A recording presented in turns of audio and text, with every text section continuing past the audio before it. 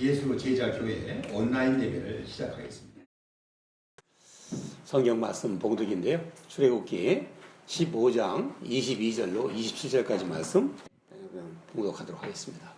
시작. 모세가 홍해에서 이스라엘을 인도하며 그들이 나와서 수르 광야로 들어가서 거기서 사흘 길을 걸었으나 물을 얻지 못하고 마라에 이르렀더니 그곳 물이 써서 마시지 못하겠으므로 그 이름을 마라라 하였더라. 백성이 모세에게 원망하여 이르되 우리가 무엇을 마실까 하매 모세가 여호와께 부르짖었더니 여호와께서 그에게 한 나무를 가르치시니 그가 물에 던지니 물이 달게 되었더라. 거기서 여호와께서 그들을 위하여 법도와 율례를 정하시고 그들을 시험하실세 이르시되 너희가 너희 하나님 나 여호와의 말을 들어 순종하고 내가 보기에 의를 행하며 내 계명에 귀를 기울이며 내 모든 규례를 지키면 내가 애국 사람에게 내린 모든 질병 중 하나도 너희에게 내리지 아니하리니 나는 너희를 치료하는 여호와임이라. 그들이 엘림에 이르니 거기에 물샘 12과 종려나무 70그루가 있는지라. 거기서 그들이 그물 곁에 장막을 치니라. 아멘. 오늘은 치료하시는 하나님이라는 주제 가지고 함께 말씀을 묵상했습니다. 한번 따라서 한번 해보시겠습니다. 우리 시작. 치료하시는 하나님. 네. 여전히 우리가 인터넷 예배로 예배를 드리고 있는데요. 여러분들 예배에는 가장 중요한 것이 반응이에요. 제가 설교하지만은 여러분들 그 마음으로 받는다는 자세, 때에 따라서는 아멘으로, 때로는 큰 소리로 합창도 같이 하면서 이렇게 예배에 같이 협력해 줄 것을 부탁을 드립니다. 우리 치료하시는 하나님, 하나님을 이름이 있어요. 이름 밑에 제가 여호와 라파라고 있었지 않습니까?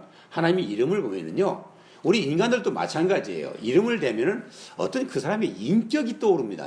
아, 그 사람은 어떤 사람이야? 뭐 하는 사람이야?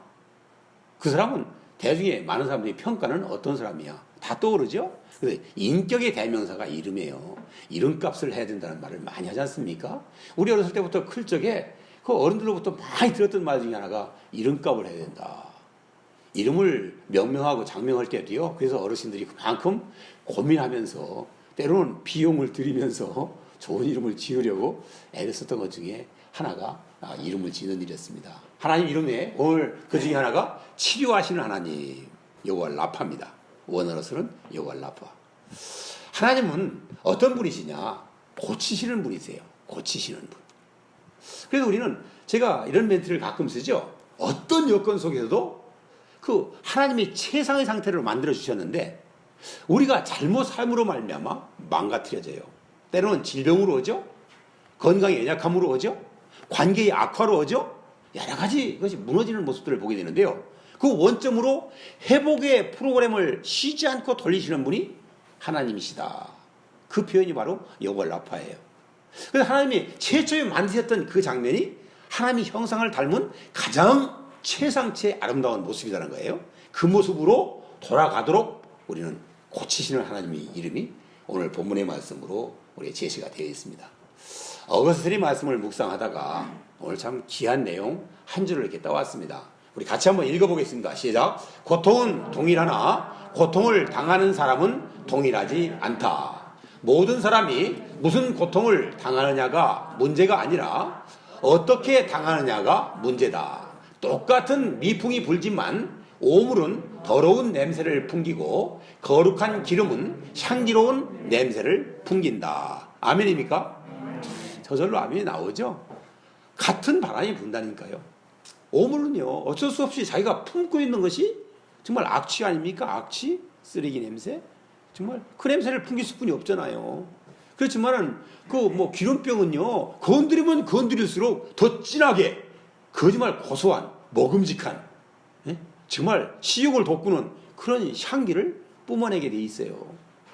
고통을 당하면서 우리가 똑같이 고통당합니다. 믿는 자들도 때로는 동일한 조금 격이 다를지 모르지만 거의 비슷한 그런 고통이 다 찾아옵니다. 그렇지만 우리가 어떻게 그를 대하느냐, 그 반응의 문제예요. 반응의 문제.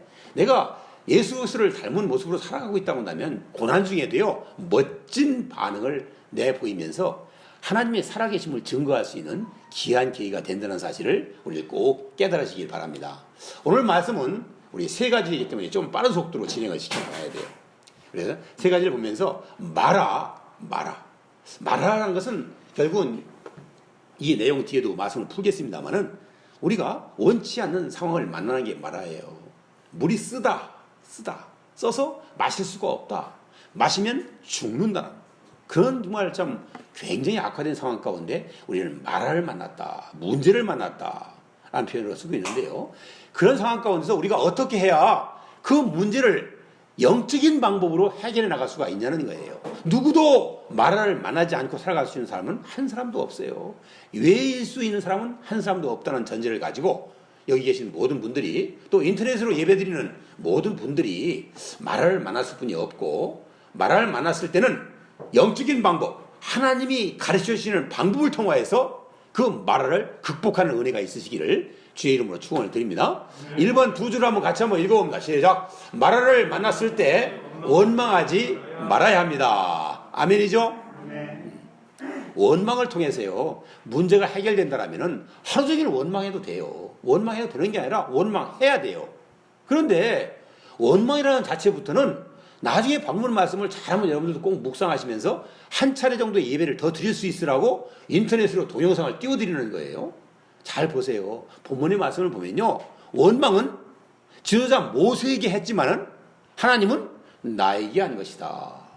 하나님을 원망하는 것이 돼버려요. 하나님이 기름 부어 세우신 지도자 모세에게 원망을 던지는 것은 세우신 기름을 부으신 하나님을 원망하는 것이 되기 때문에 하나님은 뭐라고 얘기하세요? 늘 나는 내 귀에 들린 대로 그렇게 말한 자에게 행해서 그 사람의 미래 앞에 주시겠다는 거예요. 원망은요 타인에게 불평을 평하는 것입니다. 내 잘못이 아니라 내 잘못 때문에 내가 원치 않은 마라를 만났다는 거예요. 쓴물을 만났다는 거예요. 문제에 고난에 환난에 당면하고 있다는 것입니다. 그러면 그 얘기를 책임을 전가한 듯한 그런 내용이지만은 그 사람 앞에 주는 게 아니라 말한 사람 앞에 그 내용이 안 좋았던 그 내용들을 미래로 빚어서 그 사람 앞에 미래 장면으로 설정을 시켜준다는 사실. 그래서 우리는 원망하면 안 된다는 거예요. 출애굽기 오늘 본문에 오늘 15장 22절 말씀을 우리 같이 한번 읽겠습니다. 시작. 모세가 홍해에서 이스라엘을 인도하매 그들이 나와서 수르 광야로 들어가서 거기서 사흘길을 행하였으나 물을 얻지 못하고. 정말 중요했던 부분을 수르 광야 사흘길을 한번 묵상하기 위해서 뒤에 다시 한번 기록을 한번 해봤습니다. 수르 광야는요 출애굽에서 가장 중요한 5가지 광야를 통과하라. 제가 언젠가 한번 이 출애굽에 대한 그 요약표를 한번 나눠드린 적이 있는데 아마 기억이 나시는 분이 있는지 모르겠습니다. 첫 번째 광야가 수르 광야예요. 5개 광야를 통과해야 됩니다. 그래야 우리가 천국의 예표인 젖과 꿀이 흐르는 하나님이 약속하신 땅 가나안에 들어갈 수가 있어요. 여러분들 첫 번째 광야를 만납니다. 수르 광야. 그 수르 광야는요 홍해를 건넌 이후에 3일길 사흘길을 갔을 때 맞닥뜨렸던 그런 첫 번째 광야가 수르 광야입니다. 수르 광야. 수르 광야는요 여러분들 한번 잘 생각해 보세요. 3일을 갔다고 그랬는데 3일 전에는 무슨 일이 있었나요? 지난주에 설교 제목이 혹시 기억납니까? 주제가 떠오릅니까? 뭐 했죠? 홍해를 건너내 주시고 따라오던 바로의 그 군대들을 다 수장을 시켜버리시고 그것을 감사하고 감격해서 어떻게 했다고요? 내가 여호와를 찬송하리니. 다 함께 모여 찬송했지만은 각자가 내가 여호와를 찬양한 것처럼 그 힘이 모아져서 온 백성들이 다 찬양한 거예요. 하나님은 전능하시다고요. 하나님은 대단하시다고요. 하나님은 우리에게 절대절명이 필요하신 분이라고요. 그랬는데 3일길 걸으면서 물론 광야에서 물이라는 것은 꼭 필요하죠. 그 물이 없다고요? 원망의 입술을 벌렸어요. 그래서 수르광야를 생각하게 만들어줍니다. 수르광야는요 이 3일길이라는 의미의 그 떨어져 있는 거리인데 3일은요 여러분들 한자 사자 성어해 볼 것 같으면은 작심삼일이라는 얘기를 많이 쓰죠. 작심삼일. 사람은요, 뜻을 못 이루는 이유 중에서 하나가 계획을 하지 않는다는 겁니다. 그냥 마구잡이로 그냥 하루하루 사는 거예요. 어제나 오늘이 같고 내일도 같으리라는 생각에서 아무런 계획도 준비도 없이 그냥 막 부딪히는 거예요. 그날. 그러니까 꿈을 이룰 수가 없다는 거예요. 성공할 수 없다는 겁니다. 그래서 그 자체를 무계획이라고 얘기하는데, 무계획은 실패를 위한 계획이라는 거예요. 실패할 사람들은 그렇게 살아도 돼요. 또 한 가지는 그렇게 계획까지도 세웠는데 작심이라고 했죠 아까?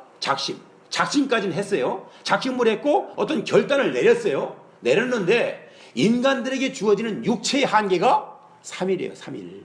그래서 3일쯤을 지나면은요, 결단했고 작심했던 그 모든 내용들을 까마득하게 잊어버리고 사는 거예요. 그래서 그것이 지속돼야 되는데, 그 정신이 살아있어야 되는데, 작심하지 않은 거와 비슷한 모습으로 또다시 살고 있는 거예요. 그래서 꿈을 이루지 못한다는 것입니다. 그래서 수르광야에서는요, 우리 인간들이 어마어마한 기대감을 가지고 하나님의 인도를 받고 하나님의 기적을 체험하면서 홍해를 건너서 걸었던 3일길인데요, 나타났던 결과는 마라의 쓴물을 만납니다. 마라의 쓴물. 마라는 무슨 뜻입니까? 이 자막에 떠 있습니다만은, 마라는 것은요, 말 그대로 쓴 물이에요. 마실 수가 없는 물이에요. 그 의미는 무슨 얘기냐? 인간의 기대가 산산이 무너져 버리는 그런 광야가 수르광야예요. 내 생각으로, 내 판단으로 하나님 없이 살아도 되는 것처럼 생각하지만은 그 인생은요, 쓴물 인생이 될 수뿐이 없다는 겁니다. 쓴물을 뿜어내는 그런 인생을 살 수뿐이 없다는 의미가 마라를 뜻하는 그런 내용입니다. 그 마라의 내용을 잘 살펴볼 것 같으면요, 여러 가지 의미를 가지고 표현하고 있는 것을 우리 보게 되는데요, 그 모든 내용 가운데서 우리 쓰다라는 의미와 함께 고통스럽다, 괴롭다, 근심스럽고 슬프다라는 뜻을 가지고 있는데요, 우리가 누구도 고통 없이는 살 수 없지 않습니까? 그런데 그거를 우리 문제로 한번 풀어볼 수가 있어요. 개인의 문제, 인간적인 그 마라를 만난 겁니다. 또 가정의 문제, 가정적인 마라죠. 사업의 문제, 사업적인 마라입니다. 인간 관계 속에서의 마라가 있어요. 가장 우리 세상살이 하면서 우리는 사회적인 관계 속에서 살아가야 되는데, 2인 이상이 모이면 사회적 동물이에요. 우리는 그 안에서 살아가야 돼요. 그런데 그 안에서 가장 힘든 처신이 뭐냐? 인간관계예요. 인간관계. 그것 때문에 너무나 많은 사람들이 어려워하는 거예요. 다 마라의 쓴물을 만나는 거예요. 왜? 내가 생각하는 방법과 다르거든요. 그럼 내가 거기서 지혜롭게 기도하면서 하나님이 주시는 방법이 무엇일까? 내가 최고 지도자이면 데리고 있는 종업원들과 시야의 그런 구성 멤버들과 좋은 관계 속에서 일을 해서 열매를 맺어나가야 되겠죠. 내가 종업원이다, 아니면 내의 지속상관이 있다, 그러면 그분과 좋은 관계 속에서 순종하면서 배울 거 배우면서 아닐지라도 유익한 것을 뽑아내서 얻어가면서, 관계를 흐트러지면요, 그 자리에 있을 수가 없어요. 그 시간이 가장 괴로운 시간이 돼요.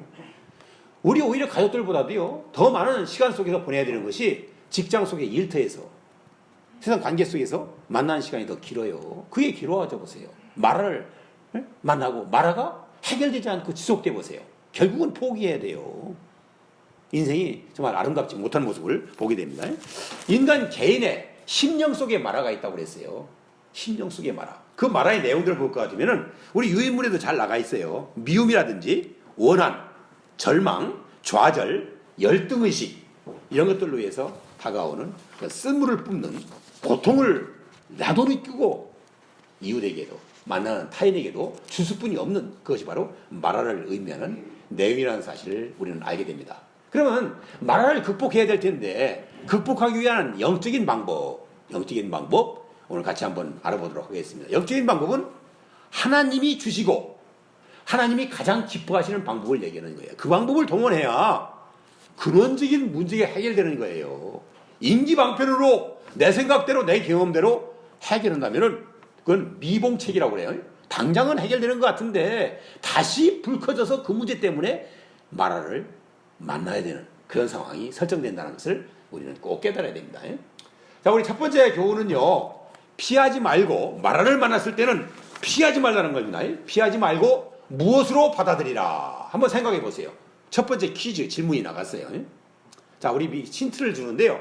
밑에 자막에 보면은 베드로전서 4장 12절과 13절 말씀을 한번 읽으면서 같이 한번 생각해 보겠습니다. 시작. 사랑하는 자들아, 너희를 시련하려고 오는 불시험을 이상한 일 당한 것 같이 이상히 여기지 말고 오직 너희가 그리스도의 고난에 참여하는 것으로 즐거워하라. 그리스도의 고난에 참여하는 것으로 즐거워하라. 그게 뭐예요? 마라를 만났을 때, 관계 속에서 갈등을 빚고 힘들고 어려운 그런 관계 속에서 놓여졌을 때 피하지 말려고 도망가려고 하지 말고 무엇으로 받아들여야 된다고요? 즐겨하라를 두 자로 표현해 보세요. 무엇으로 받아들여야 돼요? 기쁨으로 받아들이라. 첫 번째, 이게 영적인 방법이에요. 그걸 기쁨으로 받아들이지 않으면요, 내가 도망가야 돼요. 내가 그 자리를 견딜 수가 없게 돼 있어요. 좋은 열매 기대할 수 없어요. 하나님이 주시질 않습니다. 기쁨으로 받아들이라는 거예요. 그게 첫 번째 우리 방법이라는 사실을 알게 되고요. 정답이 나와 있죠? 자, 그럼 두 번째가 밑에 우리 다른 색깔로 기록되어 있어요. 2번 한번 읽어볼까요? 시작. 고통은 나에게 유익한 것이라고 생각하라. 무한 것이라고 생각하라고요? 예. 우리 고난이라고 생각하면 쉬워요. 말하를 고난이다, 환난이다, 때로는 질병이다, 사건 사고이다 라고 부딪혔는데 그것을 나에게 유익한 것이라고 생각하래요. 그게 영적인 하나님 주시는 비결이에요. 그 말을 극복할 수 있는 가장 좋은 방법이라고 말씀을 주고 있는 것을 우리는 보게 됩니다. 그래서 이 말씀을 가만히 한번 생각해 보면서 우리는 그러면 어떤 유익일까요? 제가 이런 얘기를 가끔 하죠. 문제는 하나님이 나를 부르시는 사인이다. 우리 시나우라는 말이에요. 시나우, 여기 시그널인가요? 시그널인가요? 신호등이라고, 신호등. 신호등처럼 말입니다.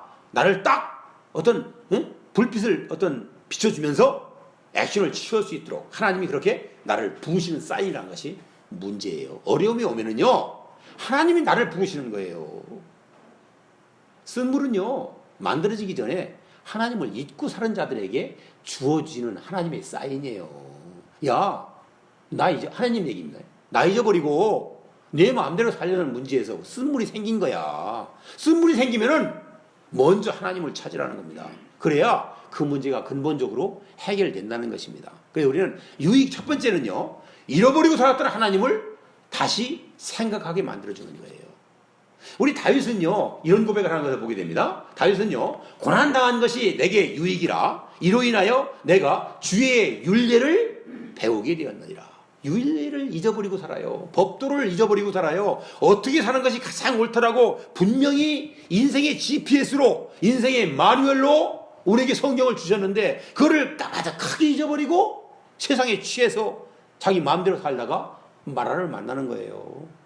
그렇기 때문에 그때 오면 그 마라가, 그 쓴물이, 그 고통과 갈등이 유익으로 받아들이고, 아, 내가 뭔가 좀 잘못 살고 있구나.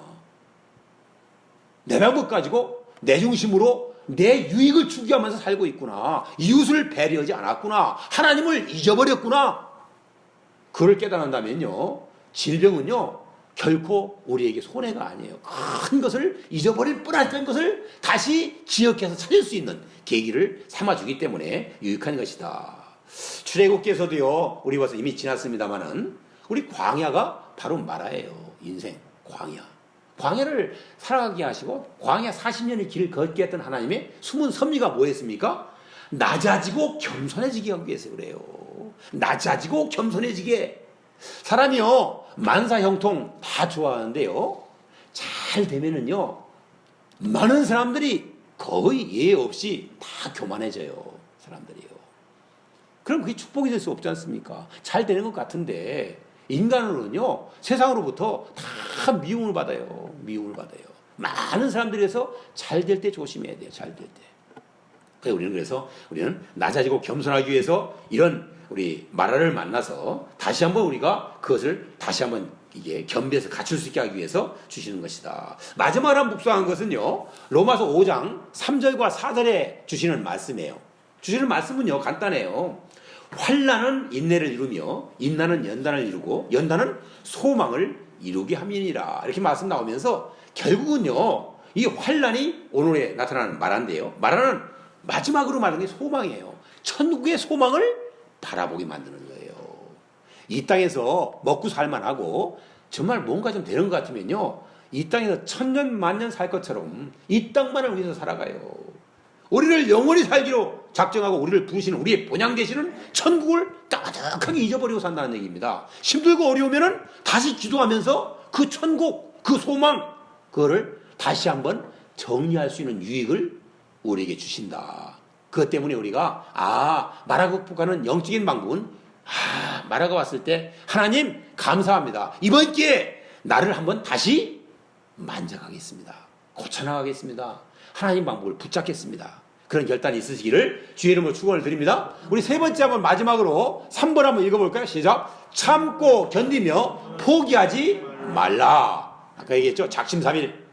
3일 이후에 작정했던 사람과 작정 안 한 사람, 결단한 사람과 결단 안 한 사람이 똑같으면 뭐합니까?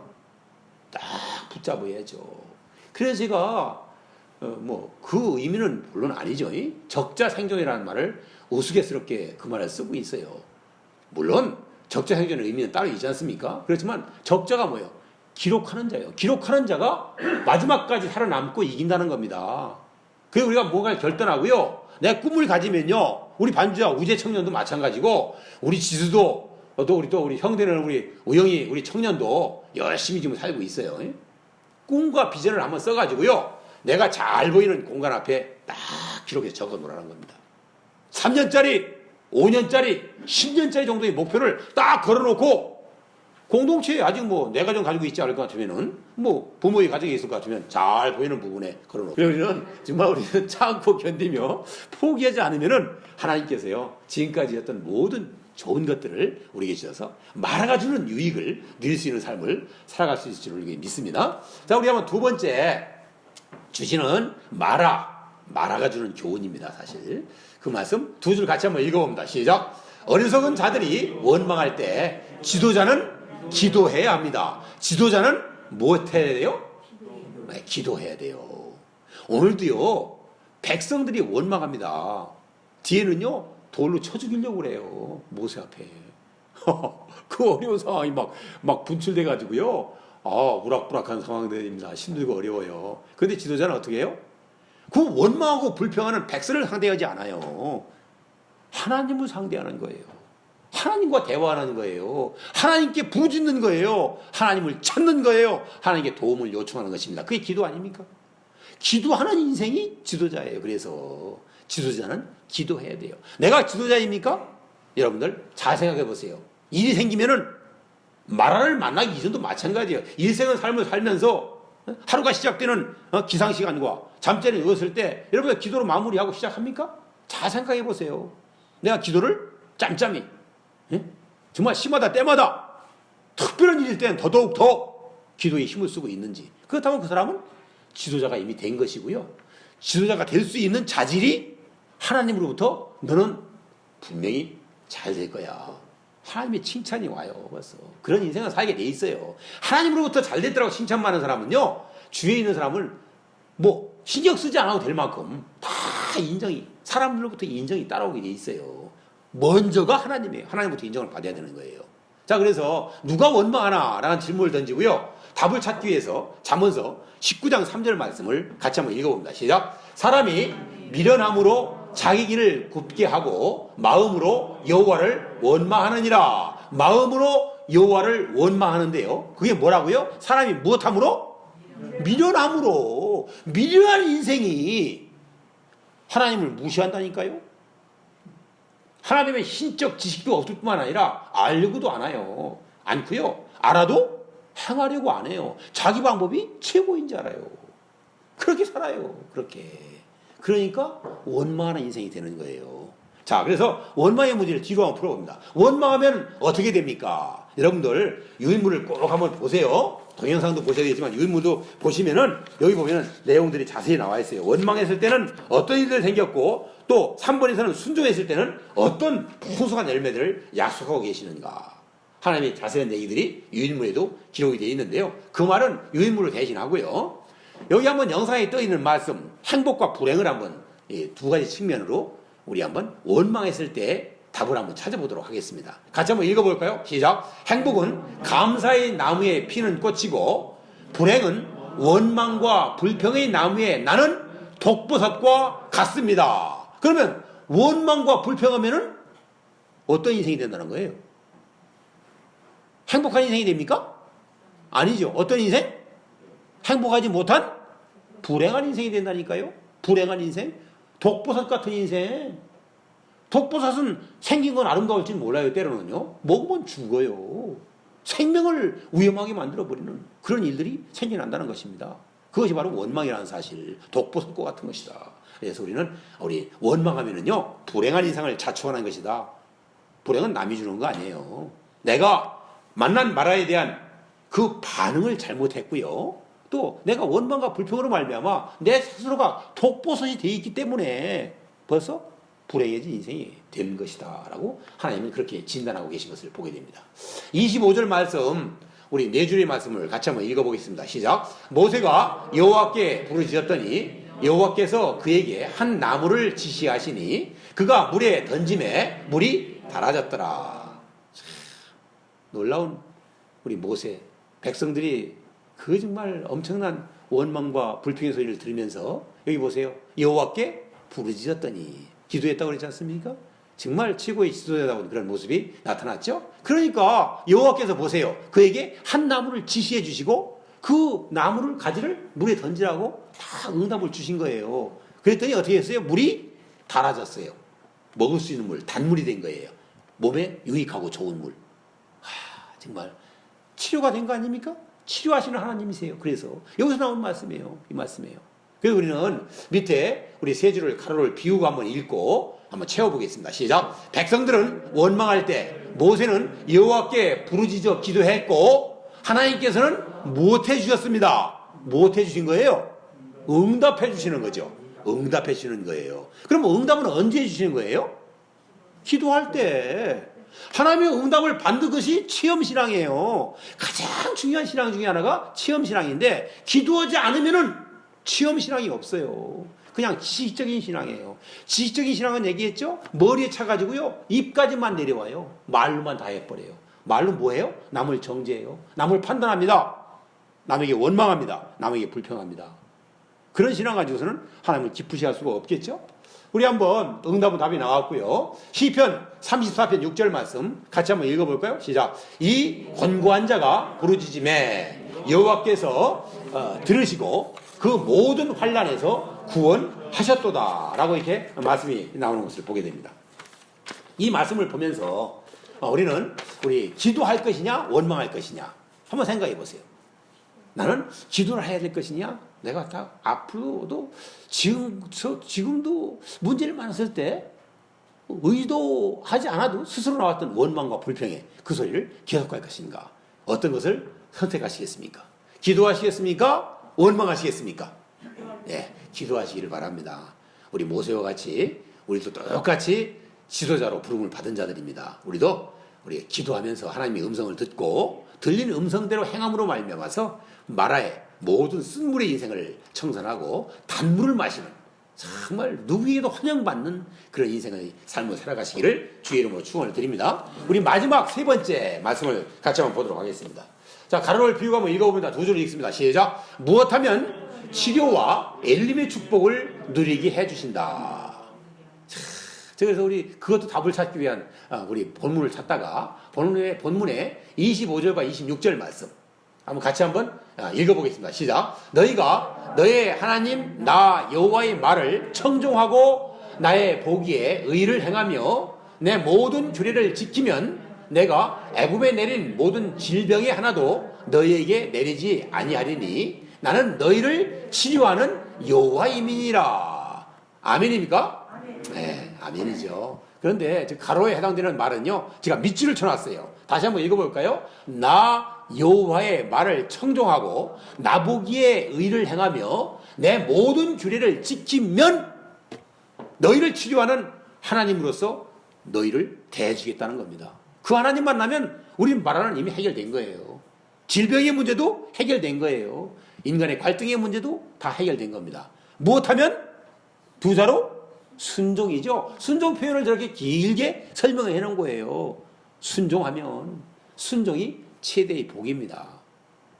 우리 신앙생활의 믿음의 꽃도 그래서 순종이라는 거예요. 누군가 그렇게 얘기하지 않습니까? 신앙생활은요, 순종학교에 입학한 것이라고요. 우리 순종학교에 입학해서 순종을 배우는 거예요. 결국은요. 우리 불순종, 거역의 영은 사단의 영역입니다. 사단의 영으로 충만해지기 시작하면요, 모든 것이 다 그냥 거역하고 싶은 거예요. 자기 주장대로 하고 싶은 거예요.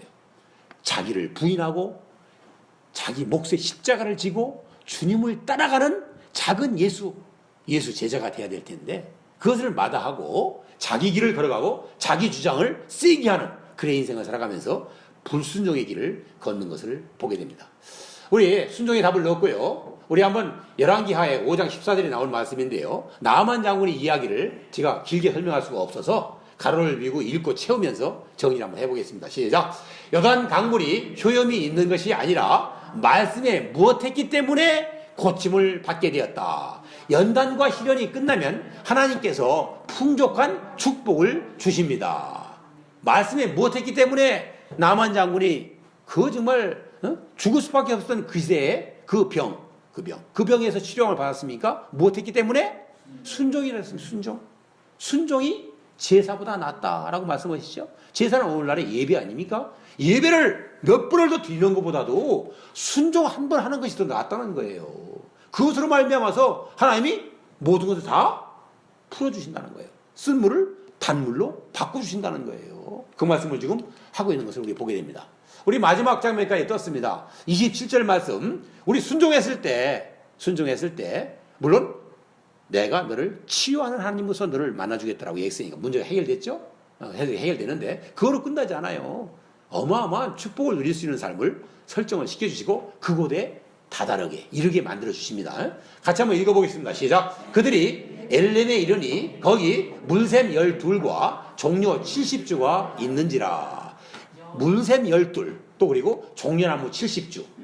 이 얘기는요, 뭐 여러 가지 영적인 의미가 있습니다만은 12이라는 얘기 있죠. 물샘은 오아시스 같은 광야에서 꼭 필요한 게 물샘 하나만 있어도 좀 하나님께 감사할 텐데 12개가 있다. 의미는 12는요 완전 숫자라고 했죠. 세상에서의 완전 숫자는 4고요. 하나님의 영적인 완전 숫자는 3이라고 그랬어요. 삼위일체의 3. 3과 4를 곱하면 12가 나오죠. 물샘 12입니다. 3과 4를 더하면 7이 나오죠. 그것을 10승. 그것이 바로 종려 70주예요. 그러니까 거기는요, 우리가 기대하는 것보다도 훨씬 더 많은 것들이 꽉 채워져 있는 것으로 하나님이 딱 인도해서 그 인도한 그 자리, 엘림이라는 그곳에 우리가 장막을 치고 거할 수 있도록 만들어주시는 거예요. 우리 복지 사업을 많이 합니다. 교회에서 특히나. 뭐 규모 있는 교회에서는 웬만한 복지회관들을 다 가지고 있어요. 거기에 보면은 엘림이라는 이름이 많이 들어가 있는 걸 볼 거예요. 그게 최고의 복지가 이루어진 곳이에요. 하나님이 기뻐하시는 곳이에요. 그것은 어떻게 도달한다고요? 순종함으로 말미암아 우리가 그곳에 인도를 받아서 하나님의 보호 안에서 하나님의 축복을 누릴 수 있는 삶을 살아갈 수가 있다. 그것을 누렸던, 생애 가운데 누렸던 우리 다윗은 저와 같이 고백하는 모습을 보게 됩니다. 두 줄을 또 한번 읽어보겠습니다. 시작. 여호와는 나의 목자시니 내가 부족함이 없으리로다. 아멘이죠. 시편 23편 1절에 나와 있는 그 말씀입니다. 그러니까 부족함이 없는 인생을 살려고 한다면은 누구나가 꿈꾸는 일 아닙니까? 그렇다면 전제 조건이 있어요. 여호와가 나의 무엇이 돼야 됩니까? 목자가 돼줘야 돼요. 동네 아저씨가 돼서는 안 돼요. 동네 아저씨 취급한다니까요? 처음 만나는 사람 취급한다니까요?